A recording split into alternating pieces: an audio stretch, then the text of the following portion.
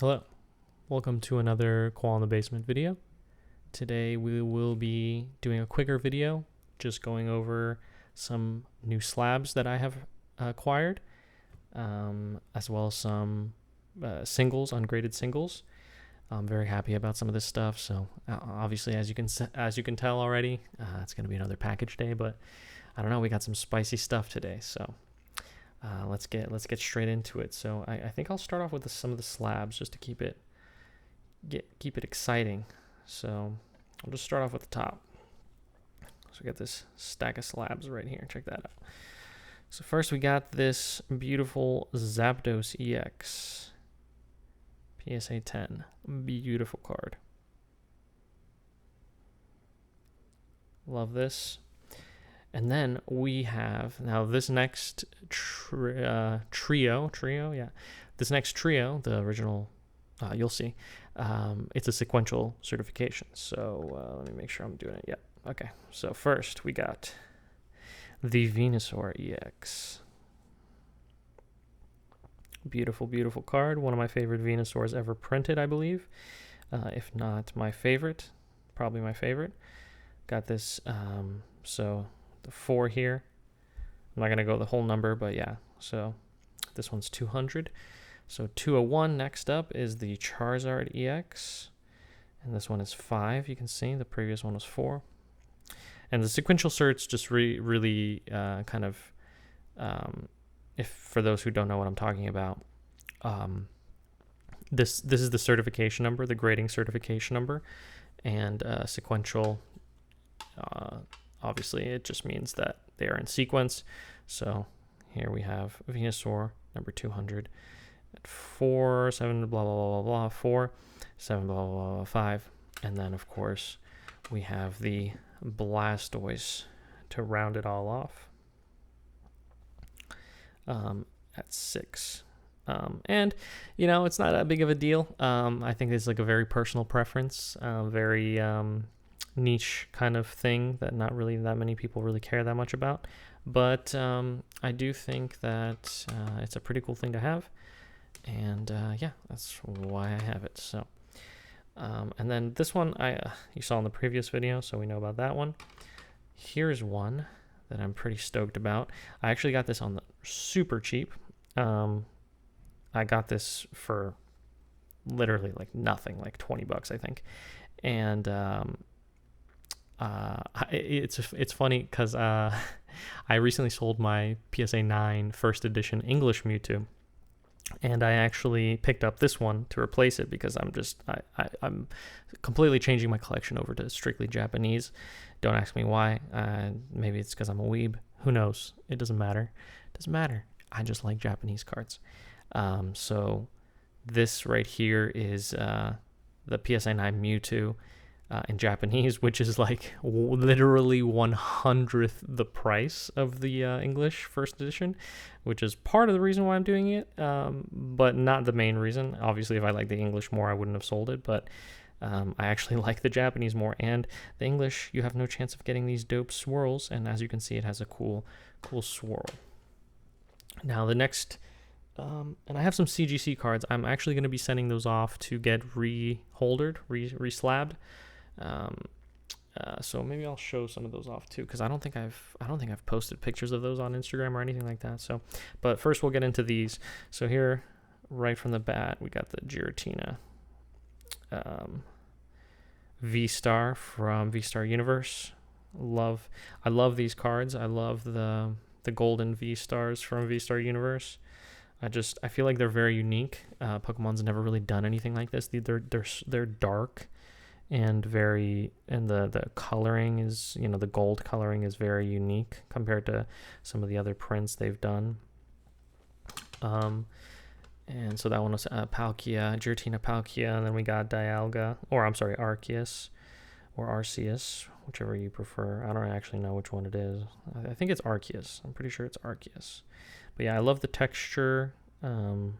I might end up just selling these because I actually like having these ungraded because some of the textured cards are really nice to have ungraded. Oh, PSA left a little smudge here. Come on, PSA, what are you doing? I love when I get my pristine new PSA 10s back and then PSA smudges them. Because I didn't do that. That was me. So yeah, so this is the Arceus, and then we have, to round it off, the Dialga. So yeah, love the artwork on those. My favorites obviously being Giratina. I really like that Pokemon. It's a very interesting, unique Pokemon. Next up, I got a big package from Japan Shop again. So we are going to crack this bad boy open. And oh, I actually didn't need to cut that, but I did anyway. Looks like there's a little thing to tear it, but oh, it's a big boy.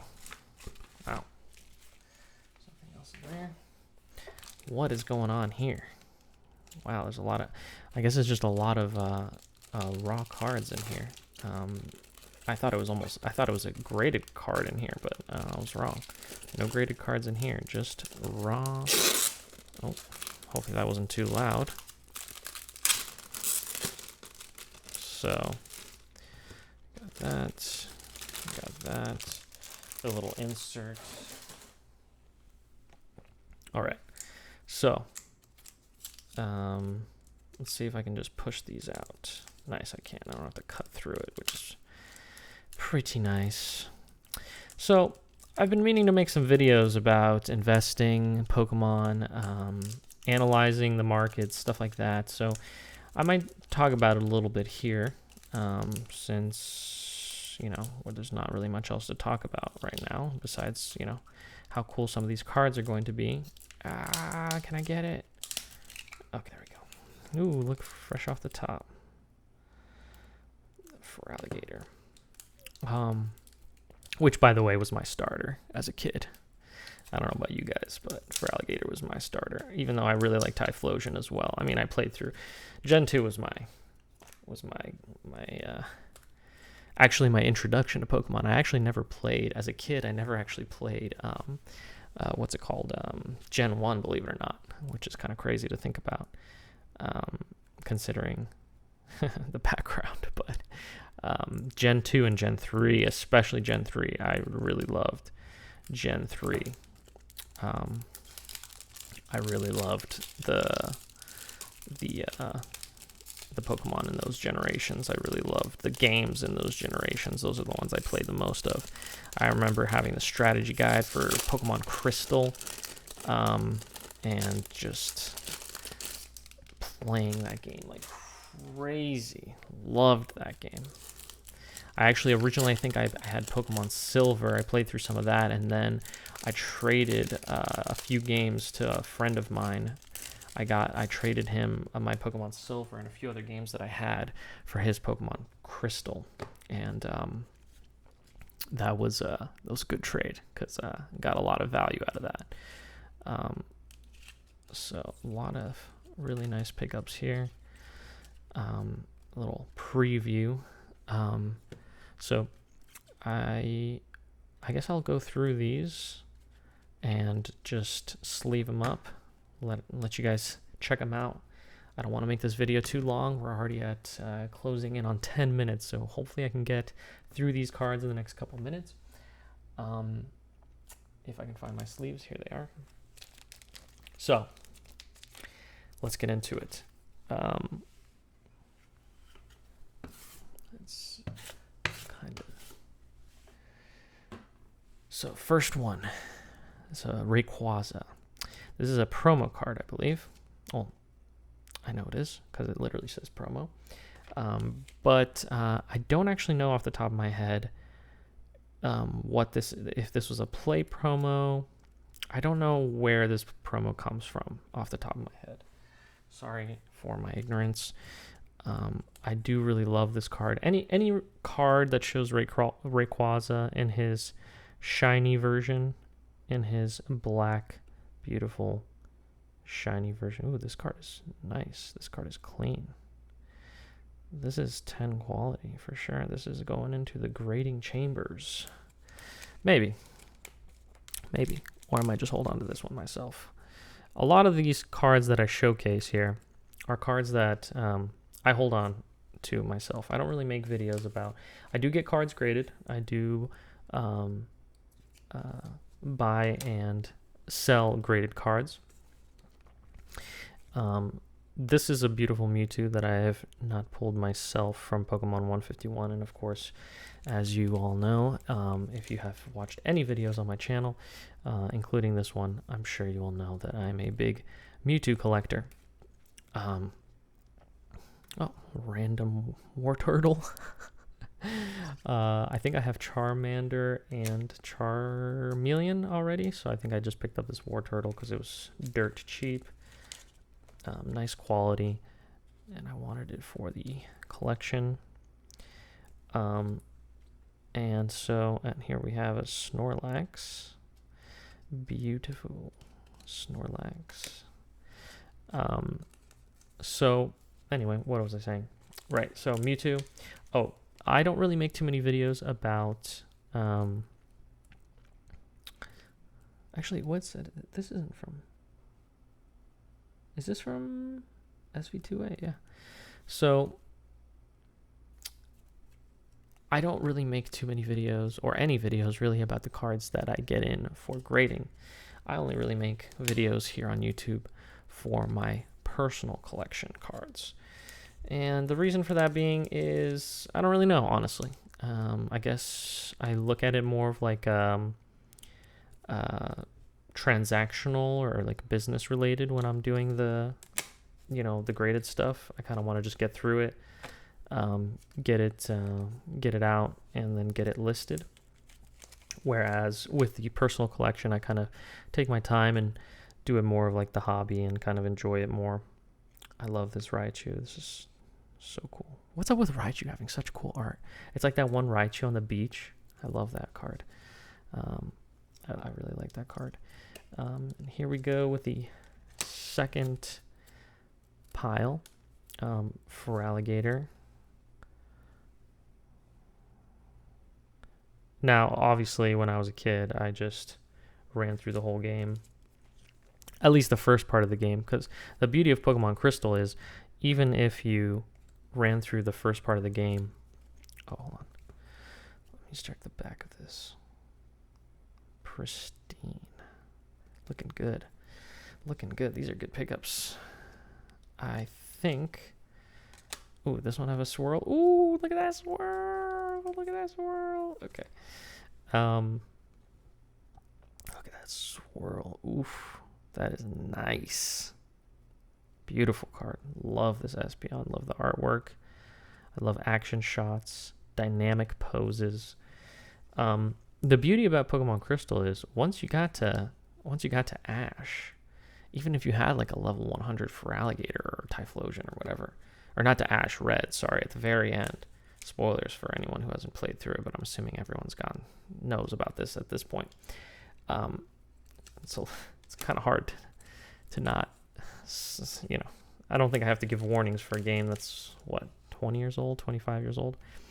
Another beautiful swirl, double Espeons, double swirls. So when it comes to getting to Red, I find that even if you power leveled your main for Alligator, you still have to have a kind of a backup party to be able to get through him, because his Pokemon were in the 80s. And if you didn't like grind super hard and grind your guys, like as a kid, I didn't like understand really too much. Like I understood the concept of grinding, but I was pretty young, so I didn't really like sit there and just like spam kill Pokemon over and over again, just to like power level my for Alligator level 99 or whatever. I just didn't do that. So I ended up, once I got to the second part of the game, I ended up realizing like, hey, it's actually beneficial, especially when the Pokemon you would catch in the wild were like pretty high level. So I just basically realized like, hey, it's actually beneficial to have a team, like a more diverse team to level. So because having the different types, and I don't know, that was the beauty of some of those older games, is that they didn't like hold your hand so much like some of the newer ones. Ooh, look, there's a swirl in the top left. I didn't even notice that. Nice. Love this card. Love the artwork on this card. It's sinister and kind of goofy at the same time, which kind of is very much representative of Gengar, in my opinion. He's a sinister... Gotta pick this up gently. He's a sinister, yet sort of goofy Pokemon. This card is not perfect. It's probably PSA 9 quality. The centering isn't magnificent. Yeah, it's a little off-centered. But this is a great binder pickup. And then I recently sold a PSA 9, I believe, 8, 9, from my personal collection of Haunter. And it was the first edition English, and I sold that off, so I wanted to pick up a Japanese equivalent to make up for the lost space in my collection. But I mean, look at that hollow pattern. How can you ever argue that the first edition English cards are... I mean, I don't care if they're more valuable. I mean, in my eyes, these are just... I look at Pokemon cards as like, oftentimes as a piece of artwork, you know? So I just find that some of these, especially some of the newer cards, are just so much nicer in terms of their quality. So I quality first, especially quality control, print control in the Japanese cards. I mean, it's just better. And I know this is a random thing. I just kind of like broke my train of thought, but I was going to, initially I mentioned that this video was going to be more about investing, stuff like that, and I didn't talk anything about that at all, so apologies, but it will definitely happen on the next one, I promise. There's one last thing I wanted to kind of like show here. Let's see here. About the difference in Japanese versus English. Okay, so let's see. I got a big stack of graded cards here. Okay, so this is an older. This one's fine. Okay, okay, let's just take this card randomly, for example, and compare it to, where's that English card that I'm thinking of? Here it is. Perfect example. All right. So, this card I pulled from a booster pack. I pulled it from Evolving Skies myself, and I immediately sleeved it. I had a friend with me. I immediately sleeved it. You know, not much else that can be done. If at first glance, look at it. It's perfect. The centering is near perfect. And herein lies the problem with English cards. Now, this got an 8. It's got an 8. And I think I did another video about this. And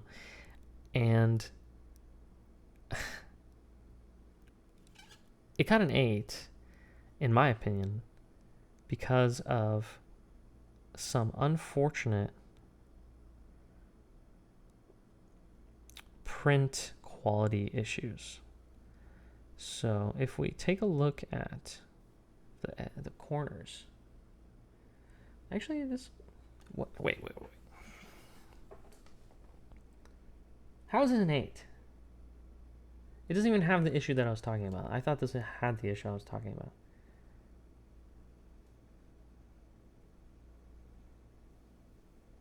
How in any world is this an 8? Okay, I'm cracking this and resubmitting it. That's definitely a 10. I've seen worse 10s than that. That is a 10. Folks,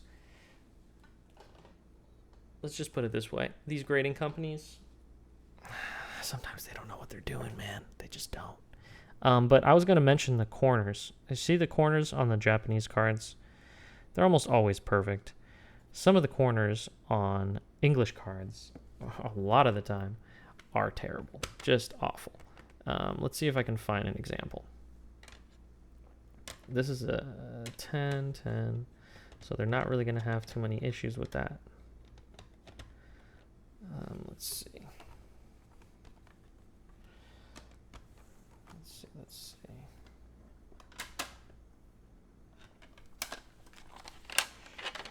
Give me one moment, and I swear I'll find a card. Oh, here. I found one. Okay.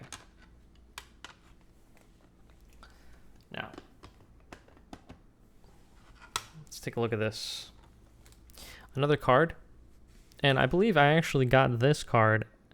So the Vaporeon and the Flareon and the Jolteon like premium collection or whatever from those little boxes or whatever. I don't know if anyone knows what I'm talking about, but they come with these promos, right? So like I literally pulled them out, put them in a sleeve, and then submitted them for grading. Like that's literally all I did with them. And it came back as a 9. And the reason I think is, look at that. I didn't do that. I mean, I don't know if the camera will focus on that. Let me try and get it to focus. No, I guess that's too close. But if you look, not even that close. Hopefully it's picking it up.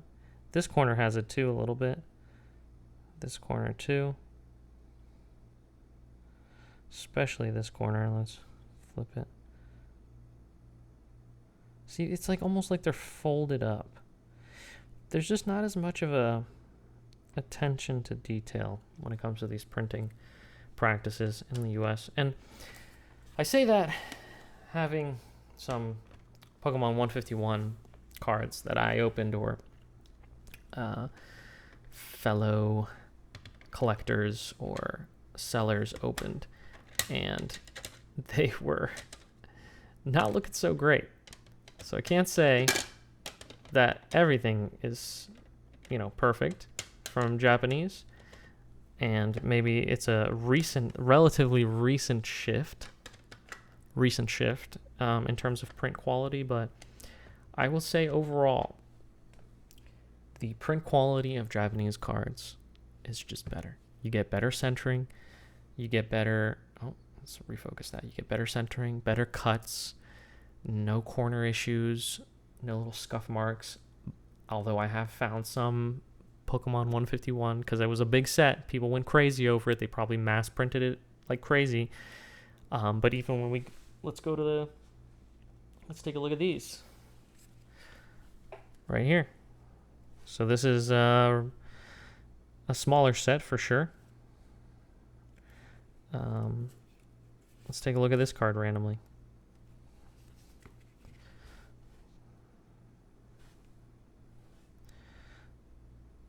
Okay, so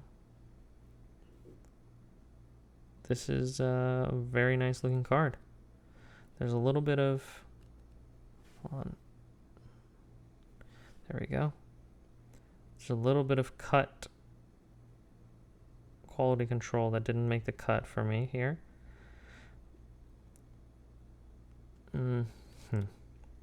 Well, you can't win them all. I don't know, maybe this example was a bad one. But this was the newer set that just came out. Not Raging Surf, that's coming up next. I don't know. Ruler of Black Flame, Obsidian Flame in English.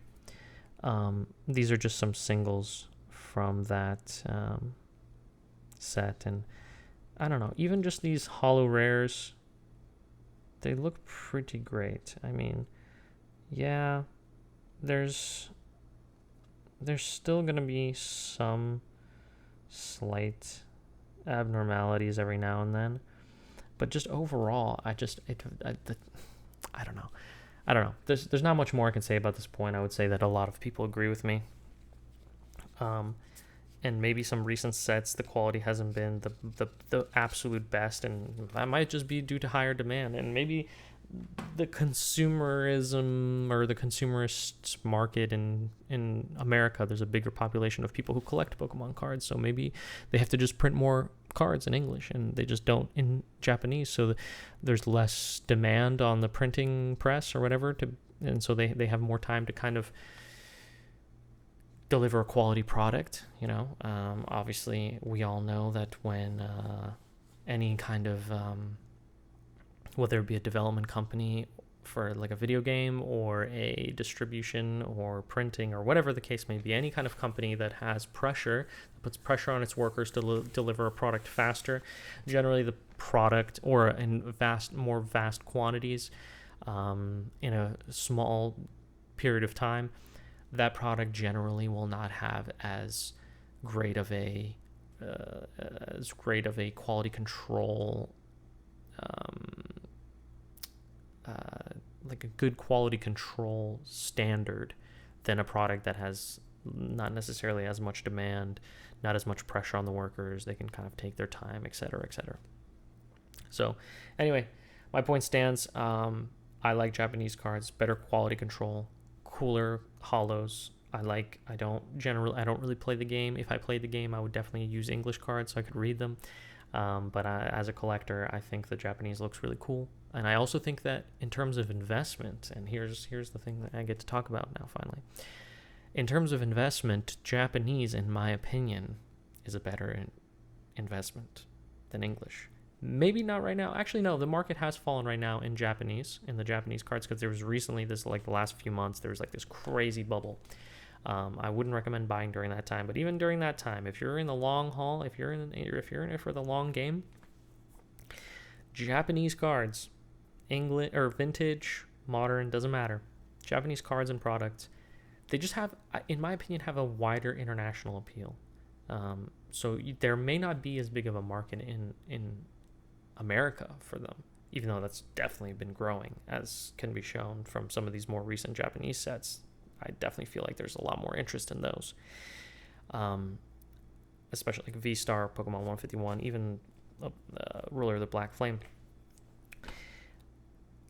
I just think that they have a better, they're a better investment, in my opinion, for many different reasons. Yeah, I mean, obviously you could argue that the first edition cards from the original base set, or Fossil or Jungle in English, are arguably have gained significantly more value. And if we look at some of the older base set cards in Japanese, they're kind of like dwindling on the lower end of things. In spite of that, I still believe, especially modern Japanese, is just a better investment. Anyway, time will tell. That's just my opinion. It's not. Don't take my advice. Make your own decisions based on your own research, as always. Anyway, this video ended up being significantly longer than I wanted it to. I might cut it down. Thank you for watching, and I will see you guys on the next one. Peace.